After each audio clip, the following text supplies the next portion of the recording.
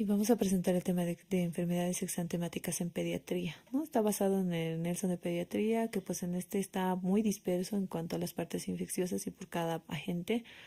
Y el de pediatría esencial, que básicamente está un poquito más organizado. Vamos a iniciar con una pregunta en relación a los cuadros exantemáticos. Marca el enunciado correcto. ¿Será que los exantemas maculopapulares son de causa viral, micótica, bacteriana o genética? ¿Será una causa de enfermedad eritroderma difusa, la Candida albicans? ¿Será la infección por HIV que caracteriza el exantema bulloso o el virus de la hepatitis B, exantema urticarial? ¿O solo VID? El exantema maculopapular es una enfermedad con enrojecimiento de la piel sin su levantamiento de la superficie. La eritrodermia difusa se va a caracterizar por presentar casi el 90% de la superficie afectada con enrojecimiento y descamación posterior. La eritrodermia urticarial es una erupción pruriginosa morbiliforme y el exantema vesicular pues caracterizada por lesiones vesiculares de contenido lipídico. El exantema es como una erupción, ¿no? Que va a presentar generalizada, pero va a estar causada por muchas infecciones y las más frecuentes son 5 que vamos a ir desglosando. Pero vale decir que tenemos una clasificación, ¿no? En cuanto al diagnóstico diferencial, el exantema macular o maculopapular que va a estar causada por virus, bacterias, riquecias y otras, dentro de ellas enfermedad de Kawasaki, artritis reumatoide, reacción a fármacos. Esto hay que tomar en cuenta que va a ser una reacción autoinmune, ¿ya? Y la eritrodermia difusa va a estar causada por bacterias, hongos u otros. El exantema urticarial va a estar causada por virus de la hepatitis B, virus del Epstein-Barr, HIV, y las bacterias en cuanto a Mycoplasma pneumoniae, Streptococcus del grupo A y reacciones a fármacos. Esto urticarial, tomen en cuenta, urticarial es algo de alergia. La vesicular o bullosa va a estar causada por el herpes simple, la varicela, zoster, coxsackie virus, ¿no? Bacterias en cuanto al síndrome de piel escaldada, impético bulloso, impético costroso por estreptococo del grupo A, riquecias, viruela rickettsiosis y otras, ¿no? La necrólisis epidérmica tóxica, el eritema multiforme y un Steven Johnson. Tal vez puedes tomar en cuenta que el exantema vesicular no está causado por el HIV y tampoco la eritrodermia difusa, y siendo que las demás sí, ¿no? La eritrodermia difusa está caracterizada por la presencia de la Candida albicans, a excepción de las otras exantemas.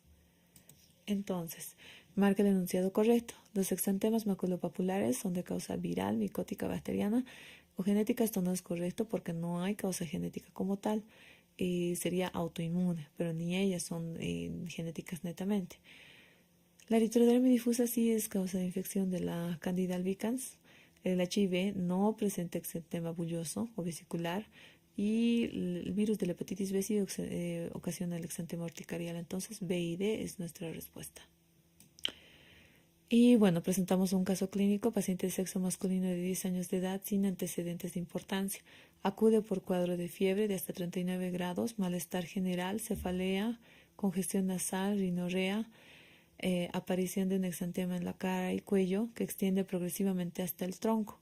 La impresión de un incremento de volumen de ambos ojos a la mamá con inyección conjuntival y lesiones transversales hemorrágicas. Niega contacto con animales y viajes al extranjero. Y bueno, comenzando con el sarampión, su agente causal es el virus RNA, un paramyxovirus del género morbillivirus. Causa parotiditis y se asocia generalmente al virus sincitial respiratorio y puede ocasionar un síndrome respiratorio agudo severo. El hombre es el único reservorio del virus. Esta enfermedad se caracteriza porque es muy contagiosa, se contagia por las gotitas de flush, porque pueden mantenerse flotando varias horas, por vía nasal, tos, estornudo, alguna contacto con secreción vía conjuntival. El periodo de incubación es entre 10 a 14 días, el periodo de contagio desde 5 días antes de la aparición del exantema hasta 4 días después. La patogenia se va a presentar primero secreciones respiratorias infectadas, atraviesan hasta llegar al epitelio respiratorio, ocasionan una viremia primaria. En este periodo todavía es afebril, ¿no? En el periodo antes de presentar la clínica. Atraviesa por el sistema retículo endotelial, causa una viremia secundaria en el quinto y séptimo día generalmente de contagio, luego diseminación generalizada, afecta piel y vías respiratorias y alteración de la inmunidad entre 4 a 6 semanas, ¿no? Eventualmente, cuando hay afección del sistema retículo endotelial, puede producir necrosis tisular, que va a presentar lesiones un poquito más oscuras en las manifestaciones clínicas. Tenemos periodos, ¿no? El periodo de incubación de 10 a 14 días, ¿no? Más o menos. Periodo invasivo, en el que va a presentar como 4 días más o menos, fiebre elevada, tos, síntomas catarrales, coriza, conjuntivitis, fotofobia. Tenemos una facies sarampionosa, ¿no? Con protección roja y lagrimeo, ¿no? Sensación de conjuntivitis, ¿no? El enantema que va a presentar, que generalmente son estas, las manchas de Kopling, que son estas, ¿no? En las que se muestran, que son palidez en la mucosa. Las líneas de Stimson, que son unas líneas transversales hemorrágicas en el párpado inferior generalmente. La distribución va a ser cefalocaudal, confluyente, va a respetar palmas y plantas y desaparece de forma cefalocaudal también y descamativa. Esta es una fotito, ¿no? De coriza con conjuntivitis y lagrimeo constante. Entonces, nuestro paciente presentaba, no tiene antecedentes importantes, es decir, tiene sus inmunizaciones completas y demás, cuadro de fiebre, malestar general, congestión nasal y rinorrea, su coriza, ¿no? Importante. Exantema en la cara y cuello, se extiende progresivamente a tronco. Ojos con inyección conjuntival y lesiones transversales hemorrágicas. Bueno, el examen físico tiene inyección conjuntival, subfusiones hemorrágicas, adenopatías cervicales bilaterales, cardiopulmonar normal, exantema maculopapular generalizado de predominio cara y cuello y tronco, y respeta palmas y plantas. Y bueno, estas son imágenes de pacientitos en los cuales ha sido diagnosticados, ¿no? De sarampión. Vemos el exantema que es confluyente, que respeta palmas y plantas. Lo que tenemos que ver en el examen físico: febril, inyección conjuntival, adenopatías, exantema, cara y cuello y tronco, y respeta palmas y plantas. Entonces pregunta, en relación previo a los conjuntivales, se describen como signo de Stimson, manchas de Koplik, signo de Forchheimer, coriza o ninguno. Y habíamos dicho que líneas horizontales son las líneas o signo de Stimson, ¿no? En el párpado inferior, que son hemorrágicas. Los exámenes complementarios a realizar generalmente no requieren, ¿no? Porque son cuadros benignos. Sin embargo, en algunos casos pues hay que hacer el diagnóstico diferencial si fuera muy aparatoso. Se realiza la identificación de la PCR transcriptasa, donde vamos a detectar el ARN virus del sarampión. La serología recién va a aparecer al primero y segundo día después de la erupción. Y el tratamiento son hidratación adecuada, antipiréticos, higiene, dosis altas de vitamina A 2 días, ¿no? 100.000 unidades internacionales en niños, ¿no? De 100 a 200.000. La otitis media aguda va a ser una de las complicaciones, neumonía intersticial. Las menos frecuentes son miocarditis, linfadenitis, mesentérica, encefalomielitis. Una complicación que es relativamente frecuente, pero de presentación tardía, es la panencefalitis esclerosante subaguda, que se va a presentar entre 8 y 10 años luego de haber presentado infección por sarampión. La prevención básicamente se va a ir en cuanto a las inmunizaciones. La vacuna de los virus atenuados, el SRP mantiene para el sarampión, se coloca de entre 11 a 15 meses y de 4 a 6 añitos. Estos son el refuerzo. Y existe la que está asociada al virus, a la vacuna de la varicela, que va a ocasionar alta frecuencia de convulsiones febriles. Entonces hay que tener bien en mente, ¿no? Si tiene antecedentes familiares de convulsión y demás. Generalmente no o se contraindica en pacientes que estén inmunocomprometidos, es decir, mayor a 2 miligramos kilogramo día por más de 14 días. En un periodo menos de esta, se puede realizar la administración de la vacuna post-contacto o post-exposición, al igual que el HIV, que se puede colocar también la vacuna como prevención sin indicios de inmunosupresión al menos, ¿no? Y el cáncer en remisión que no haya recibido quimioterapia en 3 meses se puede hacer la vacunación. Los inmunocomprometidos pueden recibir profilaxis dentro de las 72 horas y los niños con cuadro febril agudo generalmente pues, no se les administra o con tuberculosis no tratadas. Entonces, en el caso previo, el tratamiento es, considerando que a la renamnesis lleva tratamiento con prednisolona hace 10 días, marca el incorrecto. Hidratación, AINES, vitamina A o reposo relativo o ganciclovir. Habíamos dicho, ¿no? Hidratación y sintomático nuestro tratamiento. La vitamina A es un tratamiento, el reposo relativo también y el ganciclovir no. ¿Por qué? Porque todavía no tiene más de 14 días de tratamiento con inmunosupresora. Bueno, tenemos presentación de otro casito, paciente preescolar de 2 años que acude por consulta por fiebre de 2 días de evolución sin presentar otras sintomatología. A la exploración física, orofaringe hiperémica, erupción papulosa morbidiforme, adenopatía occipital derecha de 1 centímetro de diámetro, dolorosa la palpación, cardiopulmonar normal, abdomen blando, llenado capilar normal y Glasgow normal. Esto ya para pasar a otro tema, ¿no? La rubiola, que también tiene otro nombre, sarampión alemán, de los 3 días, tercera enfermedad. La causa está originada por el virus ARN monocatenario togavirus. Se acumula por el retículo endoplásmico liso y se generaliza y se acumula en líquido cefalorraquídeo y orina. El contagio es por contacto directo por gotículas, ¿ya? Secreciones nasofaringeas, 2 días antes y 5 a 7 días después del exantema, 7 días antes a 14 días después. In útero, la infección va a ocasionar síndrome de rubiola congénita que generalmente se presenta el primer trimestre en 90%. Y es un problema si durante el primer trimestre de embarazo se realiza el contagio. Y bueno, la patogenia. Tenemos secreciones respiratorias infectadas, epitelio respiratorio, viremia primaria, ataca al sistema retículo endotelial, viremia secundaria, diseminación y las secreciones generalmente líquido cefalorraquídeo y orina y necrosis tisular, eventualmente con forma de lesiones más oscuras.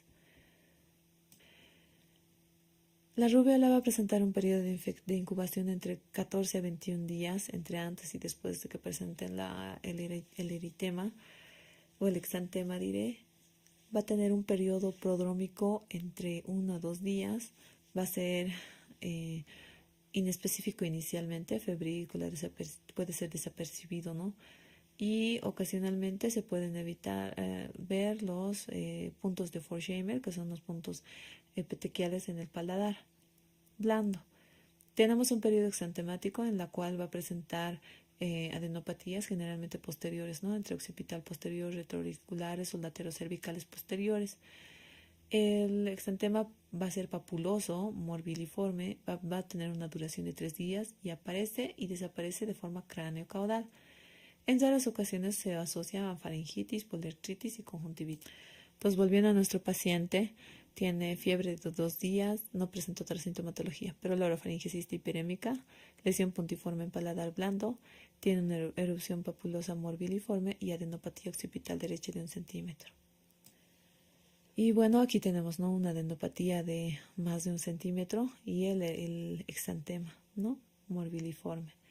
Las complicaciones de la rubiola son orquitis, púrpura, que puede ser trombocitopénica, la encefalitis y la neuritis. Volviendo a nuestro caso clínico, ¿no?, las características son, excepto adenopatía cervical posterior o occipital, el exantema morbiliforme papular, las manchas de Forchheimer, las faringitis o las líneas de Stimson. ¿Cuál es el incorrecto? Las líneas de Stimson, que generalmente son de la presentación de la sarampión y que son líneas horizontales y hemorrágicas, ¿no? En cuanto a la prevención, se realiza básicamente con la misma vacuna de la SRP, niños de 12 a 15 y 4 a 6 añitos. Las reacciones adversas se van a presentar en el 25% con artralgias y 10% con artritis. Los casos típicos se puede realizar entre 1 a 3 semanas tras la vacunación y va a durar solamente 3 días. Y no se aplica la vacuna en pacientes que hayan recibido tratamiento inmunológico corticoide más de 14 días y tampoco en el embarazo ni luego de 28 días después de recibir la vacuna, o sea que pueda presentar embarazo. Las personas susceptibles no embarazadas pueden recibir la vacuna. Y bueno, el tratamiento, pues la vacuna, ¿no? En cuanto a la prevención y la inmunoglobulina, que no evita la fase virémica ni previene la rubiola, ¿no? Pero sí se puede aplicar en casos de inmunodepresión. La rubiola congénita se va a caracterizar por una tríada clásica, que son las cataratas congénitas, cardiopatía y sordera. Pasando a otro punto, la rubiola infantil o el exantema súbito o la sexta enfermedad está causada por herpes virus de tipo 6 o de tipo 7, entre 10 al 30%, y generalmente está secundaria a un ADN bicatenario, viremia relativamente prolongada entre 3 a 5 días y la infección se queda latente. Generalmente los anticuerpos transplacentarios van a proteger al bebé hasta los 6 meses para que no presenten esta enfermedad, y a los 12 meses se presenta generalmente entre los 60 y 90% de los niños. Entre las manifestaciones clínicas, fiebres altas hasta 40 grados centígrados, 3 a 5 días puede ser la duración. El exantema dura entre 1 a 3 días y desvanece con rapidez. Puede presentar síntomas respiratorios, tímpanos eritematosos y tos, pero es de leve, son cuadros pseudogripales, microadenopatías, o sea, menor a 1 centímetro, y síntomas gastrointestinales. Hay que tomar en cuenta para pacientes que tienen tratamientos, ¿no? Que se ha realizado un trasplante de médula ósea, generalmente puede presentar hepatitis o encefalitis o supresión medular. Cuando los exámenes complementarios, en encefalitis de la roselia se puede presentar pleiocitosis de 30 a 200 células por milímetro cúbico, o en el suero, en la fase aguda, se puede identificar el PCR igual en líquido cefalorraquídeo. El diagnóstico diferencial con otras enfermedades exantemáticas, y el tratamiento va a ser sintomáticos, antipiréticos, y se puede utilizar ganciclovir o foscarnet en caso de encefalitis o síndrome de hemofagocitosis, o en el caso de inmunodepresión. Ahora, las complicaciones más frecuentes son encefalitis o síndrome de hemofagocitosis. El eritema infeccioso o la quinta enfermedad va a presentarse también se llama megaloeritema. Está causado por el parvovirus humano B19. Está causado por un DNA de virus monocatenario productor de exantema vírico benigno. Va a causar crisis aplásica de anemia hemolítica, entre ellas drepanocítica, esferocitosis y talasemia.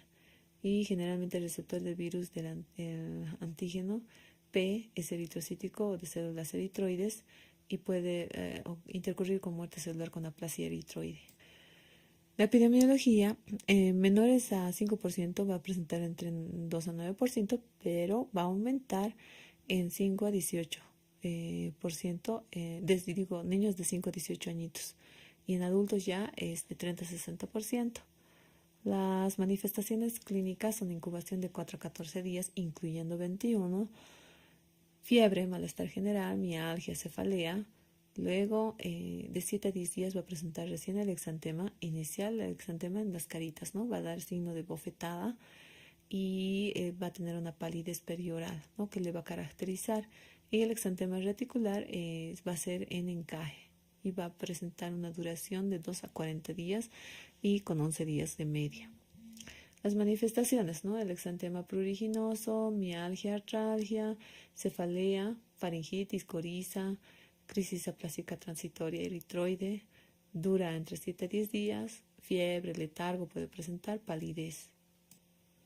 Los exámenes complementarios, pues hay que hacer un hemograma, ¿no? En caso de que tengamos este factor de riesgo, reticulocitopenia, puede ser de 7 a 10 días de duración, anemia leve, trombocitopenia, linfopenia o neutropenia. Se puede realizar el PCR de la identificación del virus, hasta 2 a 4 meses se va a mantener presente. El diagnóstico diferencial es un exantema reticulado que está sobre el cuerpo, que así como aparece, desvanece. Y bueno, todos estos son diagnósticos diferenciales. El tratamiento, hidratación adecuada, antipiréticos, transfusiones que puedan ser en crisis, ¿no? De los pacientes que tienen drepanocitosis o esferocitosis o alteración morfológica de los glóbulos rojos. El uso de inmunoglobulinas van a ser solo en inmunocomprometidos. Y la prevención se realiza en mujeres embarazadas, no es contagioso luego de presentar el exantema. La varicela, que está ocasionada por el virus varicela zoster de la familia Herpesviridae, virus del ADN de doble cadena con cubierta, una prima infección por varicela, La vesícula va a presentar una característica de lesión cutánea con vesícula, lesión de menos de 1 centímetro que va a estar llena de líquido que generalmente es exudado. Cuando la lesión es más de 1 centímetro se llama ampolla. Y va a tener su fase no vesicular y luego costrosa, que va a ser una lesión seca con exudados serosos cuando se rompe la vesícula. Y bueno, la varicela es una manifestación primaria, va a alterar los ganglios linfáticos, el vaso y hígado. El virus puede persistir como infección latente de células en ganglios radiculares. El herpes zóster es manifestación latente reactivada. La varicela es contagiosa el 90% y la contagiosidad va a durar entre 2 días antes y después, 7 días después del comienzo de las lesiones. La patogenia va a estar realizada una vez del contacto directo, vesículas, conjuntivas o cualquier dato de la parte respiratoria, va a ocasionar una viremia subclínica, ¿no? Con afección del sistema reticular endotelial, los ganglios linfáticos, el vaso, el hígado, con un periodo de incubación de 10 a 21 días inclusive. Posteriormente presenta una viremia secundaria, infección cutánea o exantema vesiculoso y posteriormente el depósito en los ganglios de las raíces dorsales de la médula. Y bueno, aquí es donde tenemos la respuesta inmunitaria que va a dar la variabilidad de la clínica. Y un pequeño esquema de la formación, ¿no? La infección del rash de la varicela que va a pasar por los nervios sensitivos, los ganglios que van a causar linfadenopatía y su acúmulo en fibras posteriores. Y posteriormente va a ser su representación ya después de la afección. Las manifestaciones clínicas, primera incubación de 10 a 21 días, prodromos inespecíficos, el exantema va a ser primero una mácula, pápula, vesícula y luego costra. La distribución va a ser en tronco, cabeza, cara, extremidades, ¿no? Y es la imagen característica de cielo estrellado, que va a ser centrífuga. Tiene un periodo de declinación en la cual va a durar una semana, cuando las lesiones ya son costrosas y ya no contagian, ¿no? Y bueno, hay que evitar el rascado para evitar la infección de la capa dérmica y las cicatrices atróficas deprimidas, generalmente indelebles, ¿no? Hay que mencionar también que las lesiones también se pueden presentar en vía oral como lesiones aftosas. En cuanto a la epidemiología, es más frecuente entre 5 a 10 años, ¿ya? Generalmente en invierno y primavera. La transmisión es por contacto directo y gotas del aire. El herpes zóster se va a presentar 5% de menores de 5 años y la mayoría por encima de los 45. Las manifestaciones clínicas son periodos de incubaciones largos, prodrómicos, ¿no? Y rápidas vesículas, ¿no? El líquido va a progresar de claro a turbio. Y bueno, van a ir la migración del tronco, cabeza, extremidades y las lesiones pueden aparecer en membranas mucosas. En el embarazo, la varicela zóster es poco frecuente, la varicela. Las complicaciones maternas van a ser neumonía y en el niño, cuando la infección se la ha tenido menor a 24 semanas de gestación, pueden presentar lesiones cutáneas, cicatrices en zigzag, como vemos aquí, el retraso del crecimiento, anomalías neurológicas como microcefalia, convulsiones o alteraciones de los miembros. Y si es a las más de 24 horas, generalmente pueden presentar herpes zóster durante el primer año de vida. Las complicaciones generalmente son infecciosas, ¿no? Erisipela, celulitis, abscesos cutáneos. Y otras complicaciones son artritis, osteomielitis, fascitis necrotizante, neumonías varicelosas, el síndrome de Reye, ataxia, parálisis.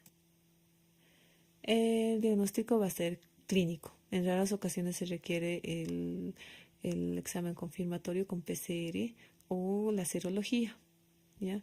Podemos hacer anticuerpos fluorescentes de antígenos específicos y en microscopía electrónica generalmente se realiza del líquido vesicular. Esto en caso de sospecha, no de otras patologías. El tratamiento es aislado, solo en embarazadas, niños pequeños.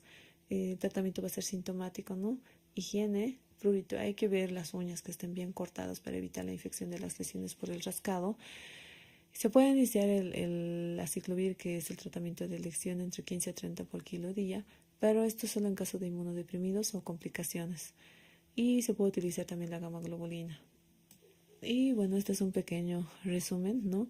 El sarampión ocasionado por el paramyxovirus y estas son sus complicaciones, la otitis media aguda, neumonía, meningoencefalitis, la rubiola, que va a estar por el togavirus, artritis migratoria, encefalitis, púrpura, el exantema súbito, que va a estar causada por el herpes virus 6 y 7, que va a ocasionar crisis febril, eventualmente encefalitis, meningitis o reactivación, sus complicaciones, la megaloeritema por el parvovirus B19, las 4 A's, ¿no? Artritis, artralgias, abortos, aplasias.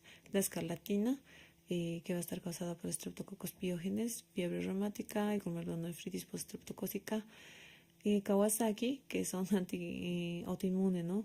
Aneurismas coronarios, miocarditis y infarto agudo de miocardio y arritmias. Entonces tenemos un paciente varón de 2 años de edad, no tiene alergias medicamentosas conocidas, acude al servicio de urgencias por cuadro de 2 días, ¿no? Alzas térmicas hasta 39 sin otra sintomatología. El calendario de vacunación es completo y el examen físico, lo único que llama la atención, bueno, es un eritema bilateral en cuanto a la otoscopía y adenopatías posteriores. El resto está dentro de parámetros. Al momento no tiene signos de peligro y se indica tratamiento antipirético y un control en 48 horas. Ahora, ¿qué es lo que tenemos que evaluar en un paciente que nos llega, ¿no? De esta forma? Hay que ver que no sea una patología grave que requiere atención, ¿no? Hay que hacer una cuidadosa historia clínica, exploración física segmentaria que puede descartar otras patologías graves, ¿no? Fiebre, afectación del estado general, deshidratación o dificultad respiratoria. Si no tiene nada de esto, no tiene signos de peligro.